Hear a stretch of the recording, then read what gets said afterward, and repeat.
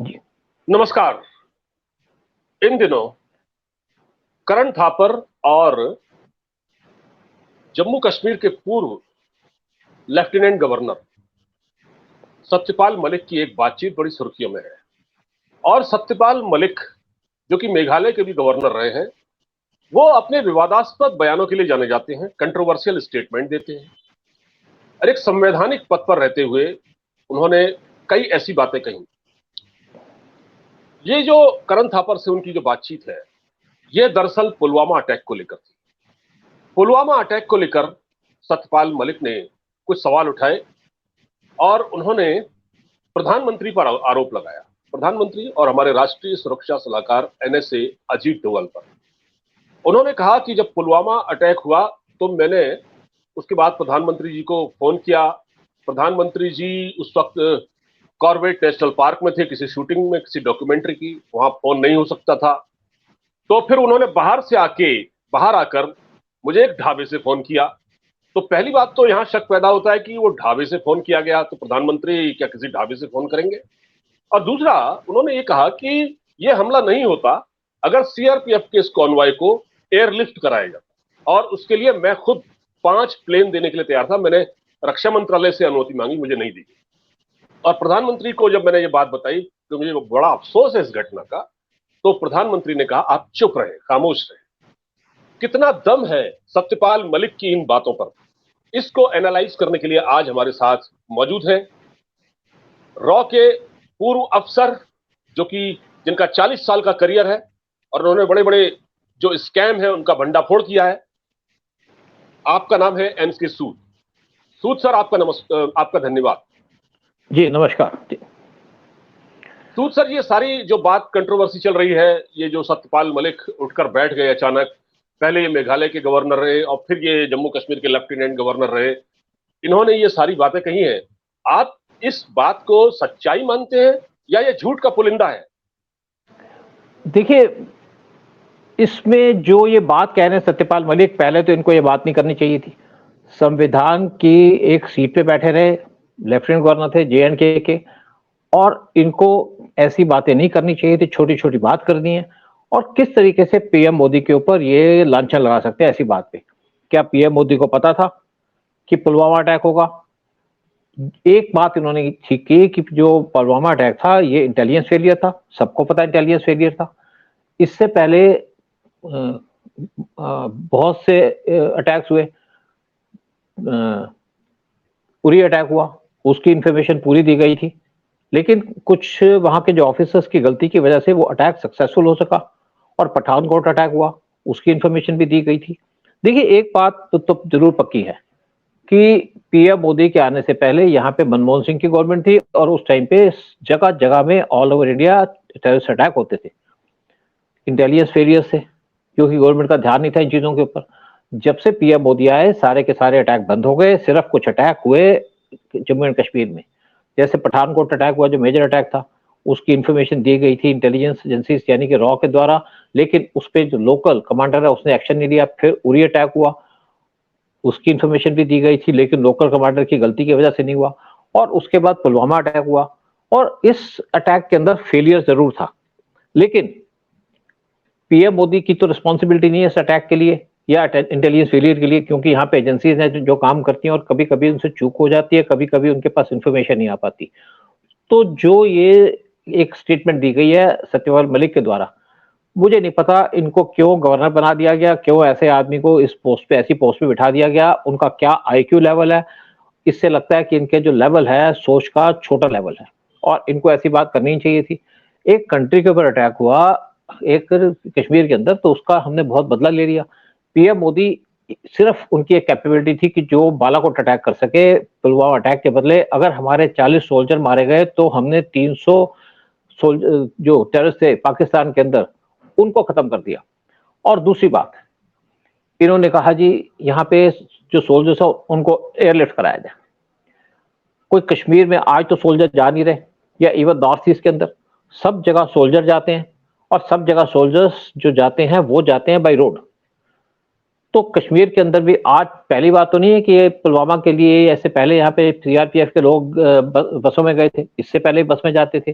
लेकिन जब कहीं मेजर इंसिडेंट होती है, जैसे एक नागालैंड में इंसिडेंट हुई थी जहां पे हमारे कुछ सोल्जर मारे गए थे, मिलिटेंट ने उन पे अटैक किया क्योंकि एक स्पेसिफिक जगह थी जहाँ से सोल्जर एक यूनिट के जाते थे, तो एक मशीन गन लग के उन पे टारगेट करके काफी हमारे सोल्जर को मार दिया। तो उसके बाद उन सोल्जर को एयरलिफ्ट कर दिया गया और स्पेशली उस जगह पे क्योंकि सेंसिटिव थी काम रखा। कश्मीर के अंदर रेगुलर हमारी मूवमेंट होती है सोल्जर्स की, क्या हम सारे सोल्जर्स को बाय एयर भेजेंगे? क्या ये पॉसिबल है? क्या ये फिजिबल है? और अगर ये सतपाल मलिक कहते हैं कि मैंने कहा था कि ये सोल्जर्स को बाय एयर भेजा जाए, तो क्या सतपाल मलिक को पता था कि पुलवामा अटैक होगा? तो ये जो इनकी सारी बातचीत है, बेसलेस बातचीत है। और अगर ये बात करते हैं करण थापर से, करण थापर कभी भी इन्होंने, मैं नहीं सोचता कि ऐसा कोई इंटरव्यू लिया हो जिसमें इनके अंदर ये लगे कि इनके अंदर नेशनलिज्म है। करण थापर के ग्रैंडफादर वो पिट्ठू थे जो ब्रिटिश की गवर्नमेंट थी और उनको इंफॉर्मेशन पास किया करते थे, सेंसिटिव इंफॉर्मेशन पास किया करते थे, जिसकी वजह से ब्रिटिश ने उनको बहुत सी जमीन दे दी कि क्योंकि उनके लिए जासूसी करते थे। और उसके बाद इनके पास भी पैसा वहीं से आया, लेकिन ये आज भी ऐसा सोचते हैं कि ये इंडिया के अंदर बैठ करके ब्रिटेन की जासूसी कर रहे हैं इंडिया के खिलाफ। इनकी अभी तक वो आदत नहीं चेंज हुई। इनकी बहन भी वो ज्वाइन करना चाहती थी जेएनयू, लेकिन उनको ज्वाइन नहीं करने दिया क्योंकि ये एक हार्ड लाइनर कम्युनिस्ट है, कम्युनिस्ट आइडियोलॉजी है। लेकिन दूसरी बात है क्रिश्चियन है। लेकिन अगर करण थापर क्रिश्चियन है, कोई इशू नहीं है, क्रिश्चियन हो कोई हो, कन्वर्टेड क्रिश्चियन है तब भी कोई इशू नहीं है। लेकिन अगर आप एंटी इंडिया बात करते हैं तो क्यों बात करते हैं एंटी इंडिया? इसके ऊपर तो कोई लॉजिक नहीं है। लेकिन दूसरी बात, करण थापर अगर क्रिश्चियन है तो नाम करण थापर क्यों रखा है? हिंदू नाम क्यों रखा हुआ है? इनको चाहिए ये कैरी थॉमसन अपना नाम रखते, अच्छा होगा। एक इंसिडेंट थी, मैं आपको बताऊंगा कि एक बार लड़की जो वायर में काम करती थी मेरे को अप्रोच की, मेरे साथ मेरा एक और फ्रेंड था, हम दोनों राव से थे। तो उसको पता करना था कि जो आपका पाकिस्तान के अंदर जादव, कुलभूषण जादव को पकड़ा गया, क्या वो रॉ का आदमी था? मैंने कहा देखिए कोई वो रॉ का आदमी नहीं था, रॉ को कोई लेना देना नहीं है। अगर रॉ के आदमी जानते हैं, वो पूरी तरीके से काम करते हैं, सेफ्टी से काम करते हैं। मैं भी ईरान में पोस्टेड रहा हूँ, मुझे तो किसने नहीं पकड़ा, किसने नहीं उठाया। तो वो एक बिजनेस के लिए जाता था।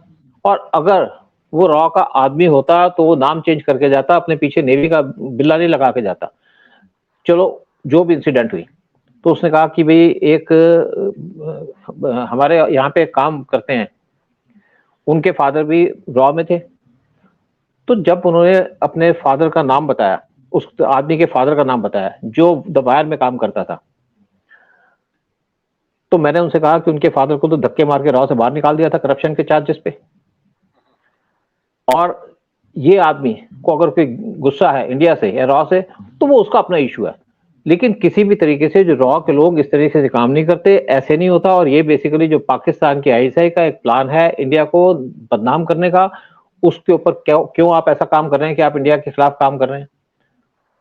तो वो लड़की भाग गई। देखिए बेसिकली क्या है, जो सत्यपाल मलिक की जो स्टेटमेंट है, जो उन्होंने बात की है, और बात की है करण थापर से, और करण थापर एक नॉन आदमी यानी कि हार्ड कोर लेफ्टिस्ट हैं, और उन्होंने कभी भी इंडिया के फेवर में कोई बात नहीं की होगी, हमेशा इंडिया को टारगेट किया किसी ना किसी इशू के ऊपर। और ये कोई इशू नहीं था जिसमें जिसके ऊपर सत्यपाल मलिक ने बात की।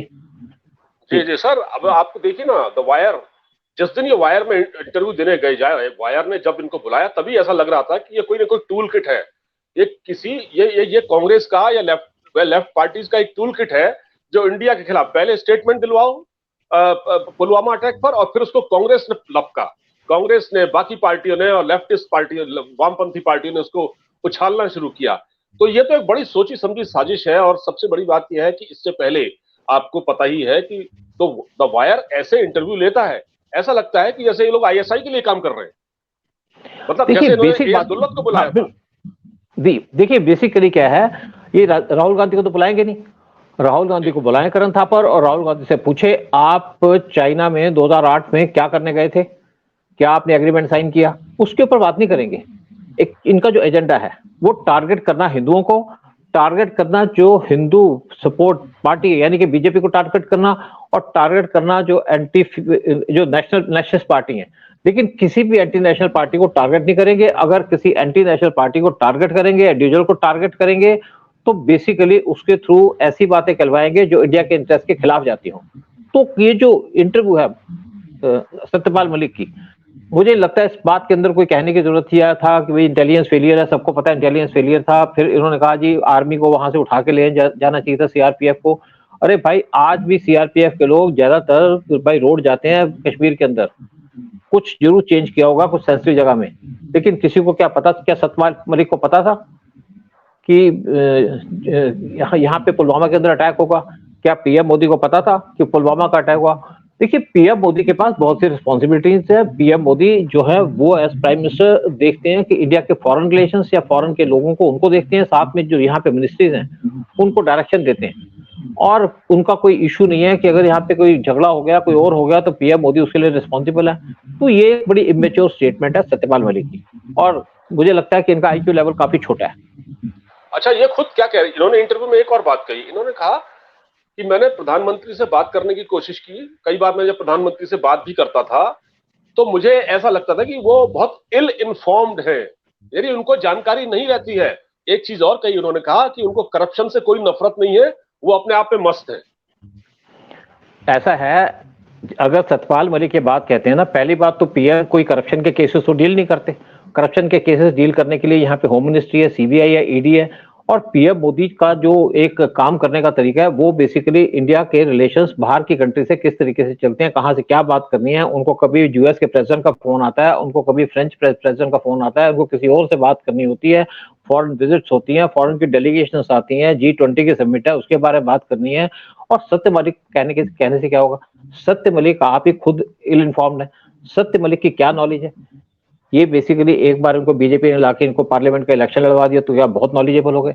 और बेसिकली आज कंट्री को चला रहे हैं तो पीएम मोदी, जिनके पास एक दिन में 1000 फाइलें आती होंगी, 1000 इश्यू होंगे इनके ऊपर, और पीएम मोदी को करप्शन को नहीं देखते। करप्शन को देखने के लिए दूसरी एजेंसीज बैठी हैं।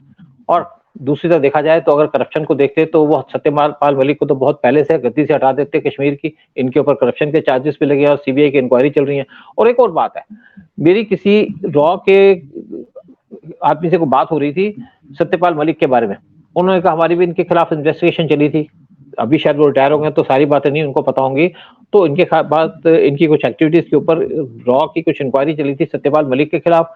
क्या है मैं वो नहीं कह सकता, मुझे क्योंकि इसके बारे में पूरी इन्फॉर्मेशन नहीं है। लेकिन अगर रॉ किसी की इंक्वायरी करता है तो इसका मतलब बड़ी सेंसिटिव इशू होते हैं उस जिसमें आदमी इन्वॉल्व होता है, एंटी नेशनल इश्यूज भी हो सकते हैं। और जो ये बात कर रहे हैं पीएम मोदी की, वो इल इन्फॉर्म्ड है। तो आपकी क्या नॉलेज है? आपको तो यही नहीं पता कि किस तरीके से कांग्रेस के टाइम में जगह जगह में टेररिस्ट अटैक होते थे। तो क्या मनमोहन सिंह बहुत ज्यादा इन्फॉर्म थे इश्यूज के ऊपर? अच्छा, सबसे बड़ी बात यह है कि देखिए सर, ये कहते हैं एयरलिफ्ट करा देते हैं। बहुत सारे लोग जो सेना से भी जुड़े हुए हैं और वो ये कहते हैं कि अगर आप कॉन्वॉय के चक्कर में कॉन्वॉय को एयरलिफ्ट कराते तो रोड पूरी खाली हो जाती है। और जम्मू कश्मीर एक ऐसी सेंसिटिव जगह है जहां पर जो पाकिस्तान की आईएसआई के स्लीपर सेल और टेररिस्ट वहां सब एक्टिव रहते थे, उस समय बड़ी खराब स्थिति थी। तो वो क्या, वो रोड, वो तो जगह जगह एक्टिव हो जाते ना। अगर वो एक कॉन्वॉय वहां से निकलता, वो रोड खाली हो जाती, तो क्या वो टेररिस्ट घूमते वहां पर? देखिए ऐसा है, ये मुझे पता नहीं किस जगह में रह रहे हैं, क्या इनकी थिंकिंग है। ये नॉर्थ ईस्ट पे रहे हैं, क्या नॉर्थ ईस्ट के अंदर मिलिटेंसी नहीं है? क्या सारे के सारे जो आर्मी के लोग हैं उनको एयरलिफ्ट किया जाता है? अरुणाचल प्रदेश के अंदर जो रॉ के लोग, उनको पोस्टों पे जाना होता है तो पैदल जाते हैं हफ्ता हफ्ता चल के, क्योंकि वहां पे कोई ट्रांसपोर्ट नहीं है, बहुत सी जगह में एयर का कनेक्शन नहीं है। तो ये जो बातें करते हैं कि यहाँ पे कश्मीर के अंदर 3 लाख जो हमारे सोल्जर्स हैं जिनकी रेगुलर मूवमेंट होती रहती है, उनको बाय एयर भेजा जाए, तो एक तो इनकी अनफिजिबल बात है। तो और दूसरी बात, देखिए पीएम मोदी को कोई इन्फॉर्मेशन चाहिए होती है, वो गवर्नर से नहीं लेते, उनके अपने लोग हैं, उनके इंटेलिजेंस के चीफ्स हैं, उनके एनएसए हैं, उनके मिनिस्टर्स हैं जो उनको इन्फॉर्मेशन देते हैं। और वहां पे बॉर्डर के ऊपर अगर पुलवामा हुआ तो सबसे पहले जो इन्फॉर्मेशन दी होगी आईबी के लोगों ने दी होगी, सीआरपीएफ के लोगों ने दी होगी, कोई गवर्नर को नहीं दी होगी। वो सबसे पहले इन्फॉर्मेशन दी होगी इंडिया के प्राइम मिनिस्टर के ऑफिस के अंदर और होम मिनिस्ट्री के अंदर।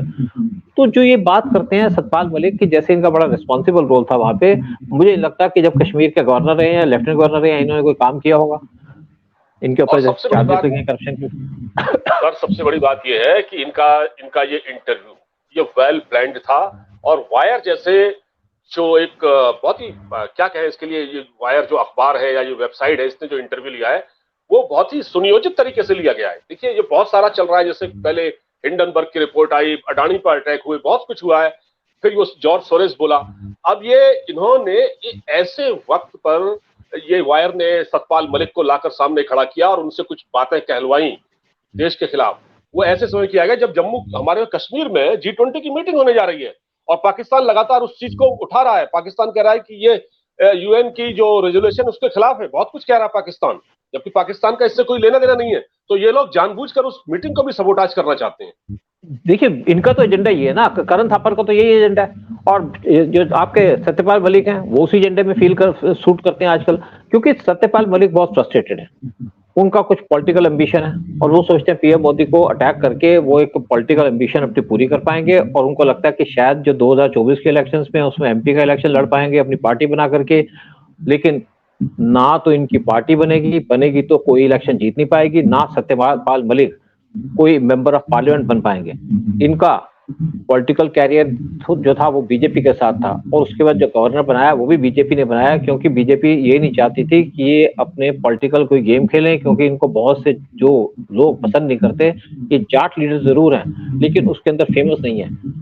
और ये सत्यपाल मलिक का एक एजेंडा है पॉलिटिकल कैरियर स्टार्ट करने का, रीस्टार्ट करने का, लेकिन इनका जो कैरियर है मुझे नहीं लगता वो टेक ऑफ कर पाएगा। और इस टाइप की स्टेटमेंट देना एक गवर्नर को सूट नहीं करता जिसने इतनी रिस्पॉन्सिबल पोस्ट पे काम किया हो, और टुच्ची बातें करके। और देखिए, आप कभी सुना हो आपने करण थापर को, ये एक तो बड़ा मुंह सा बना लेते हैं, आगे से चोंच सी निकाल लेते हैं मुंह में, फिर उसके बात करते हैं, है ना।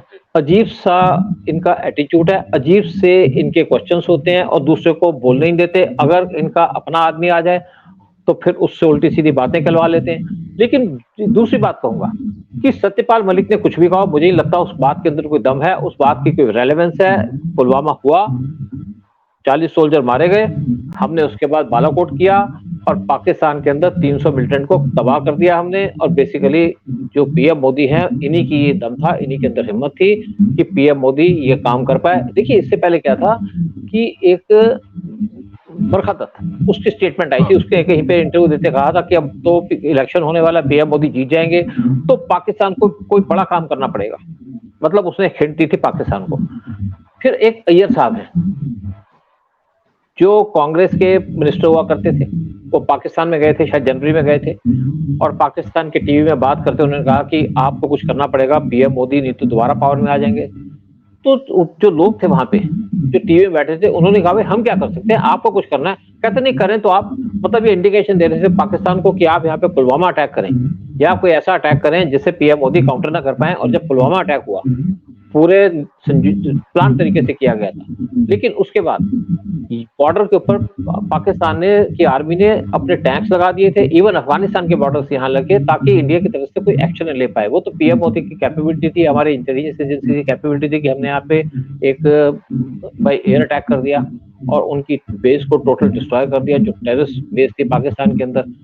तो ये जो पुलवामा अटैक हुआ, इसके अंदर इंडिया के कुछ लोग वो चाहते थे ऐसा अटैक हो ताकि पीएम मोदी की पॉपुलैरिटी कम हो। वो पीएम मोदी की कैपेबिलिटी है कि पीएम मोदी उस अटैक को काउंटर कर सके इफेक्टिवली। और अगर आज सत्यपाल मलिक कुछ कहते हैं तो मैं नहीं समझता उसके अंदर कोई बात है, कोई सच्चाई है। अटैक हुआ, ठीक है, आपने एक सजेशन दी, आपकी सजेशन नहीं मानी गई, बहुत से रीजंस होते हैं, इकोनॉमिक रीजंस भी होते हैं कि हर एक टाइम में क्या हम आर्मी को या सीआरपीएफ को बाय एयर भेजते रहेंगे। अगर आपने श्रीनगर तक भेज भी दी आर्मी, उसके बाद भी तो उसको आगे ट्रैवल करना है, वहां भी अटैक हो सकता है। लेकिन आज पीएम मोदी की वजह से कश्मीर के अंदर पीस है जो इन लोगों को बर्दाश्त नहीं हो रही। बिल्कुल आपने ठीक कहा है, और सबसे बड़ी बात तो ये है, ये वेल प्लान्ड एक कॉन्स्पिरेसी है और इसके पीछे कुछ और मोटिव है। क्योंकि भारत जिस तरह से अभी G20 की मीटिंग ऑर्गेनाइज कर रहा है और उस ऐसे समय उससे पहले इस तरह के स्टेटमेंट आना, और वो भी मैनेज करके एक करण थापर को और अपनी बातें कहना, ये सब एक बहुत ही सुनियोजित एक साजिश भारत के खिलाफ लग रही है। सर, इस पर और भी बात हो सकती है, हम बाद में इस पर चर्चा करेंगे। फिलहाल आपका बहुत बहुत धन्यवाद हमसे जुड़ने के लिए। शुक्रिया। शुक्रिया, थैंक यू। जय हिंद।